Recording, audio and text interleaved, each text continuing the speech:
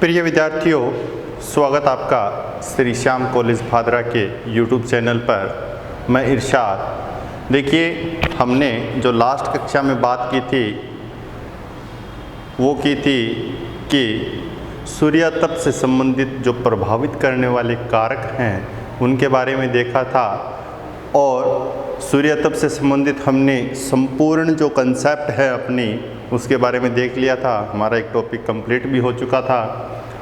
अब अगला जो टॉपिक है वो हीट बजट। हीट बजट पृथ्वी का उष्मा बजट देखेंगे हम कि भी सूर्य से प्राप्त होने वाले जो सौर विकिरण है उसकी मात्रा हमने पीछे सूर्यातप में देखा था कि उसकी मात्रा को प्रभावित करने वाले कारक कौन से हैं, कहाँ पर कितने प्रतिशत होती हैं, और उसी मात्रा को हम एक मापक के रूप में, एक मानक के रूप में देखेंगे कि अगर 100 इकाई हमें प्राप्त हो रही है तो वो 100 इकाई धरातल पर कैसे आती है और वापस कैसे चली जाती है। क्या वो 100 इकाइयाँ पूर्ण रूप से चली जाती हैं, क्या उसमें से कोई शेष भाग रह जाता है, या फिर हम ये देखेंगे कि भी किन किन क्षेत्रों से वो इकाई वापस से चली जाती है। तो पृथ्वी का उष्मा बजट, तो देखिए हम स्टार्ट कर रहे हैं पृथ्वी का उष्मा बजट। देखिए, बजट से तात्पर्य होता है आर्थिक दृष्टि से देखें हम तो बजट आय और व्यय का ब्यौरा होता है, उसे हम क्या कहते हैं, बजट कहते हैं। उसी प्रकार से हमें बजट देखना है उष्मा का हीट का देखना है हमें, किससे संबंधित, पृथ्वी से संबंधित। पृथ्वी पर जो उष्मा हमें प्राप्त होती हैं सूर्य के द्वारा, क्या वो उष्मा जितनी आती है उतनी चली जाती है या उसमें कोई डिफरेंस है, उसी को हम बजट के माध्यम से पढ़ रहे हैं कि भी पृथ्वी का उष्मा बजट कितना है। चलिए हम डिस्कस कर रहे हैं हीट बजट। अब देखिए, सूर्य से हमें कितनी इकाई प्राप्त हो रही है, हम मानकर चल रहे हैं 100 इकाई या 100% इकाई हमें प्राप्त हो रही है। अब हम इसके दो पार्ट्स करेंगे।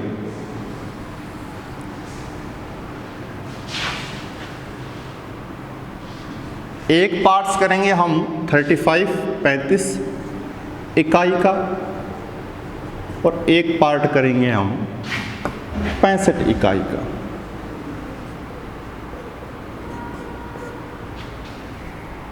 दो पार्ट्स कर लिए हमने, दो पार्ट्स के माध्यम से देखेंगे कि कहाँ से कितनी उष्मा आ रही हैं और कितनी वापस से जाएगी। 35 और 65 इकाई वाले क्षेत्र को हम ये कह रहे हैं कि ये है एल्बिडो।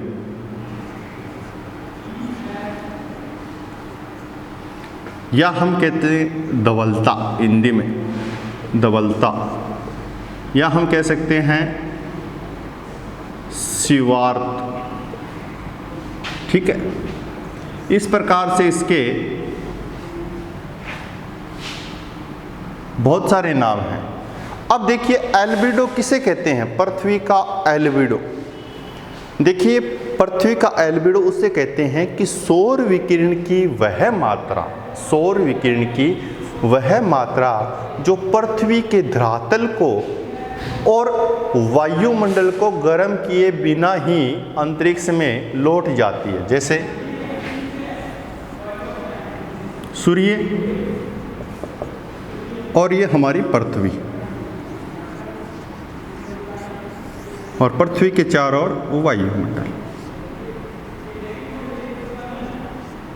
अब देखिए, यहां से सौर विकिरण आई और आकर वापस चली गई। कहाँ चली गई, अंतरिक्ष में चली गई, वापस चली गई। लेकिन इससे संबंधित हमें कोई भी उष्मा प्राप्त नहीं हुई है, उससे कोई क्षेत्र क्या गर्म नहीं हुआ है। उसको हम क्या बोलते हैं, एल्बिडो बोलते हैं। कि सौर विकिरण की वह मात्रा जो पृथ्वी को, या पृथ्वी के धरातल की बात करें या वायुमंडल की बात करें, तो इन दोनों क्षेत्रों को गर्म किए बिना ही अंतरिक्ष में लौट जाती हैं उसको हम कहते हैं पृथ्वी का एल्बिडो। कई बार क्वेश्चन आ जाता है 1 नंबर का कि एल्बिडो क्या है। तो एल्बिडो क्या है कि सौर विकिरण की वह मात्रा जो पृथ्वी के धरातल और वायुमंडल को गर्म किए बिना ही अंतरिक्ष में लौट जाती है उसको हम क्या कहते हैं, एल्बिडो। अब देखिए ये जो 35 इकाई हमने मानी है इसी को हम एल्बिडो कह रहे हैं। तो एल्बिडो की मात्रा भी पूछी जा सकती है। एल्बिडो की मात्रा कितनी है, 35% या हम कह सकते हैं 35 इकाई। कई बार बुक में अप्रोक्सीमेटली आपको मिनिमम और मैक्सिमम मिलता है 24% से 34%, ये भी सही है, लेकिन हम एक फिक्स क्राइटेरिया मानकर चल रहे हैं इसलिए हम 35 इकाई मान रहे हैं। तो कहीं भी आपको एल्बिडो की मात्रा पूछे तो आप 24 से 34% भी कर सकते हो और 35% भी कर सकते हो, दोनों बुक के अंतर्गत दी हुई है। ठीक है, अब ये एल्बिडो की मात्रा है, ये धरातल पर आती है 35 इकाई और जाती कैसे हैं देखिए। 27 इकाई हमने इसमें से निकाल ली, ठीक है, 6 इकाई इसमें से फिर निकाल ली हमने, शेष रह गई 2 इकाई, 2 इकाई भी डिवाइड कर ली हमने। ठीक है, टोटल देखिए 27 और 6 33 और 2 35, 35 हो गई। अब ये जो 27 इकाई है ये बादलों के ऊपरी छोर से निकल जाती है वापस।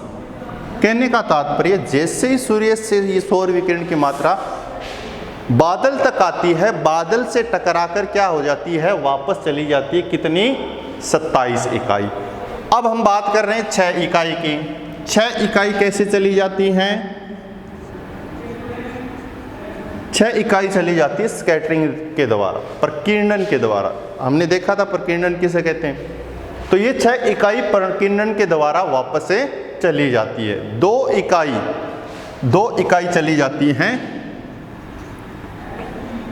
हिमाच्छादित बर्फ से ढके हुए जो क्षेत्र हैं वहां से टकरा कर चली जाती है।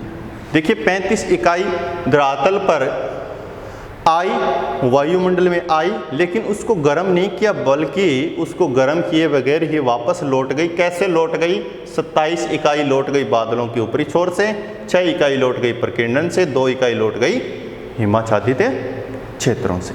तो 35 आई थी हमारे पास में और 35 ही चली गई। अब हम बात कर रहे हैं 65 इकाई की। ये जो 65 इकाई आती हैं ये आती है प्रवेशी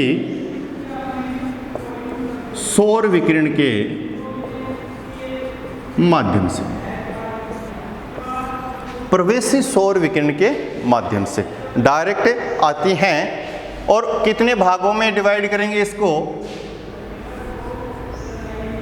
2 भागों में डिवाइड करेंगे। एक तो करेंगे 51 इकाई के रूप में और शेष रह गई आपकी 14 इकाई।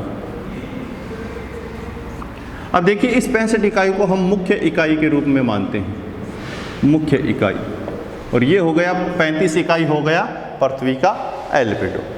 अब देखिए मुख्य इकाई में 2 हैं, 51 इकाई और 14 इकाई। 51 इकाई ये होती है प्रत्यक्ष विकिरण के माध्यम से,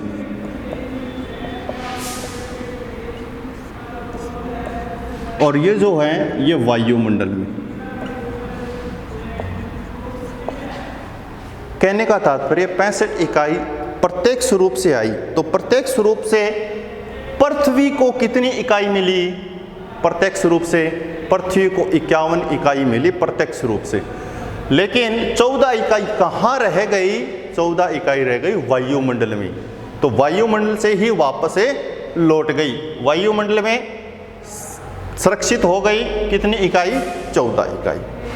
अब देखिए ये तो आई नहीं धरातल पर, है ना, ये तो वायुमंडल में है, वायुमंडल में रहकर वापस से चली जाएगी। अब हम बात करते हैं कि पृथ्वी पर जो इकाई 51 आई हैं वो कैसे आई हैं, कैसे आएगी ये देखिए।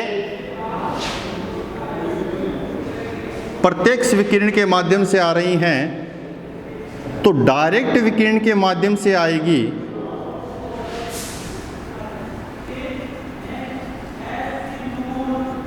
वो कितनी आएगी?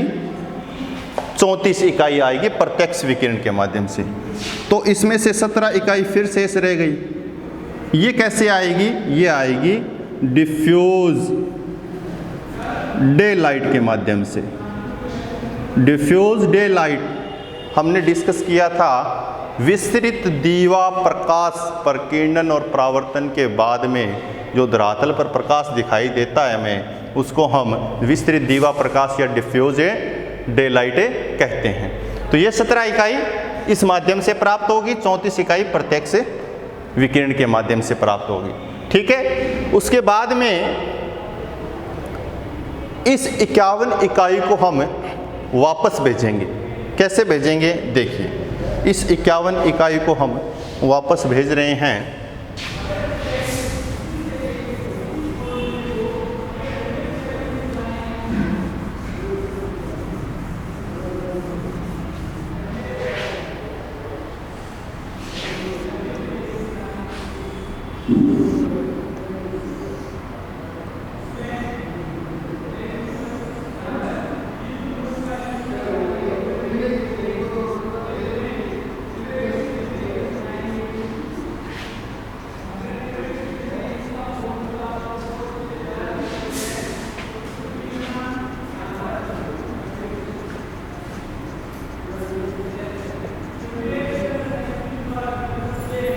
अब देखिए, इस 34 प्रत्यक्ष विकिरण से 17 डिफ्यूज डे लाइट से टोटल प्रत्यक्ष विकिरण कितनी प्राप्त हुई?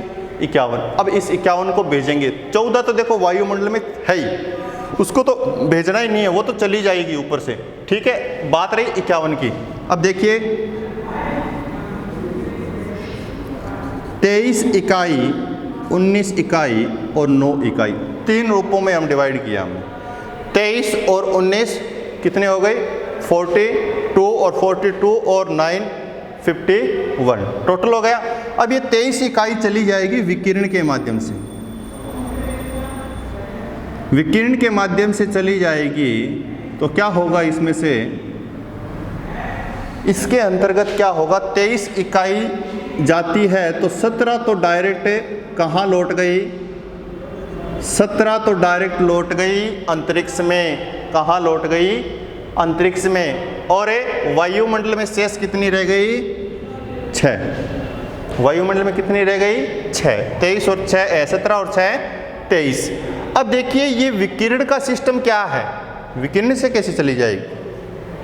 हमने बात की थी लघु तरंग और दीर्घ तरंग की। लघु तरंग को कहते हैं हम सौर विकिरण के माध्यम से जो तरंग आती है, और दीर्घ तरंगे पृथ्वी से वापस जाती है, जिनको हम पार्थिव विकिरण कहते हैं। उन्हीं पार्थिव विकिरणों से कितनी चली जाती हैं? 23 इकाई, लेकिन 17 डायरेक्ट अंतरिक्ष में और 6 वायुमंडल। अब 19 इकाई की बात करेंगे। ये जाती हैं संघनन की गुप्त ऊष्मा के द्वारा। संघनन की गुप्त ऊष्मा के द्वारा कहाँ चली जाती हैं? 19 इकाई। 19 इकाई जाती हैं वायुमंडल में, अंतरिक्ष में नहीं जाती है, क्योंकि संघनन कहाँ होता है? क्षोभ मंडल में, वायुमंडल में होता है। तो संघनन मतलब वर्षा के लिए एक ऊष्मा होती है, जैसे आर्द्रता, उसको पूर्ण करने के लिए एक ऊष्मा क्रिएट होती है बादलों में, वो क्या होता है? संघनन होता है। और उसके लिए जो गुप्त ऊष्मा की आवश्यकता होती है, उसमें कितनी इकाई खर्च हो जाती हैं? 19 इकाई खर्च हो जाती है। तो ये वायुमंडल में 19 इकाई खर्च हो गई।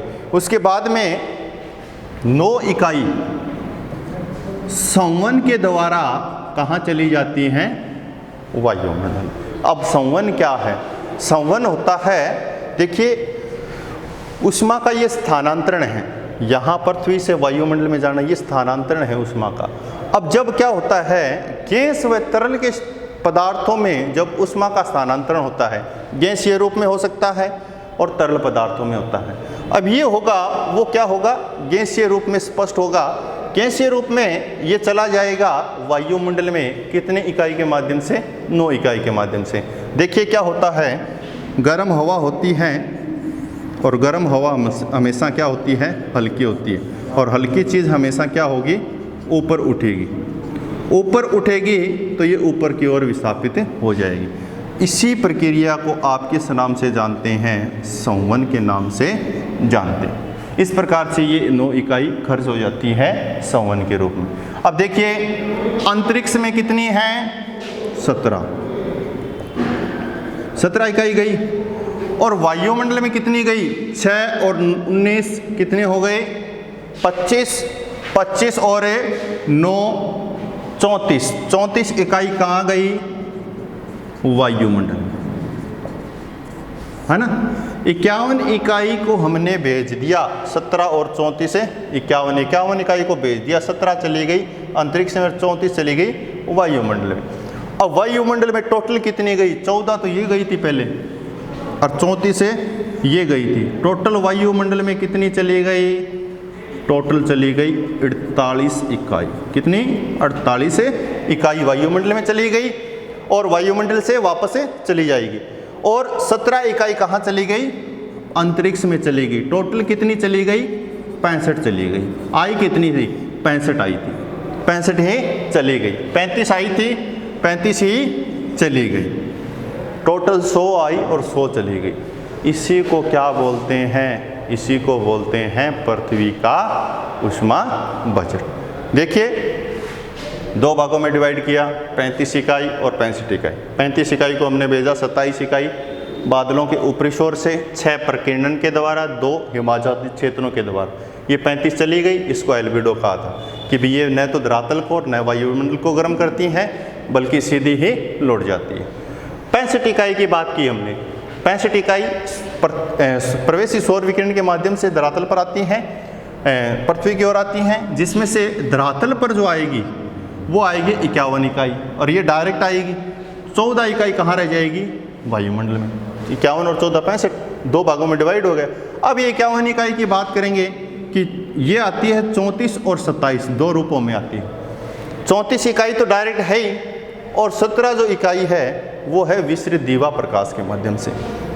अब इस 51 इकाई को हम वापस भेजेंगे, ये जो प्रत्यक्ष रूप में आई है। 14 तो चली गई, वायुमंडल में ही है, आई नहीं, ठीक है। वायुमंडल को गर्म कर रही है 14 तो, और ये वायुमंडल में ही सुरक्षित है। अब इस 51 इकाई को भेजेंगे। 23 इकाई भेजी हमने विकिरण के माध्यम से, 19 संघनन की गुप्त ऊष्मा और 9 भेजी हमने संवहन के बाद। अब देखिए भेज तो दी, लेकिन ये रह गई कहाँ? 17 तो चली गई इसमें से अंतरिक्ष में और बाकी कहाँ रह गई? वायुमंडल में। तो वायुमंडल में 6, 19 और 9 34 इकाई वायुमंडल में रह गई और 17 अंतरिक्ष में चली गई। अब टोटल वायुमंडल में कितनी है? 34 तो ये और 14 ये, कितनी? 48 इकाई वायुमंडल में और 17 अंतरिक्ष में। तो ये 48 वायुमंडल में चली गई, 17 अंतरिक्ष में चली गई, टोटल चली गई 65 आई थी, 65 चलेगी, 35 आई, 35 चली। इसी को क्या कहते हैं? पृथ्वी का ऊष्मा बजट। तो इसको अच्छे से देखिए, समझिए। अगर किसी प्रकार की कोई दिक्कत है तो कमेंट बॉक्स में बताइए, ताकि इसका सॉल्यूशन अगली क्लास में हो। और लगातार आप नोट्स बनाते रहिए, अच्छी तरीके से वीडियो देखा करिए, ठीक है, और अच्छी तरीके से इनके नोट्स बनाइए। Thank you very much. जय हिंद, जय भारत।